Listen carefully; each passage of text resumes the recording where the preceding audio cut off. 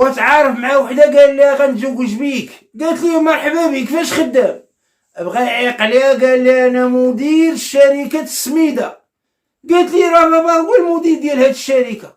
ويقول لها واش مدير ديال السميده الرقيقه ولا الغليظه؟ قالت لي ديال الرقيقه. قال لها لا انا ديال الغليظه. وفي المغرب راه ممكن هذاك اللي جاب 19 في الباك يخدم عند هذاك اللي سقط في الباك. وحنا ثلاثه نوع كيدخل الفلوس للبلاد، ونوع كيخرج الفلوس خارج البلاد، ونوع غير كيشوف الفلوس داخله خارجه وما عارف اش واقع.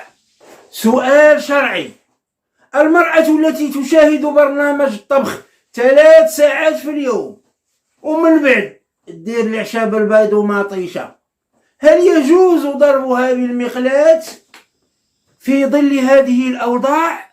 حتى الزواج من امرأة موظفة لم يعد حلا، يجب أن يكون لها أبناء موظفين أيضا.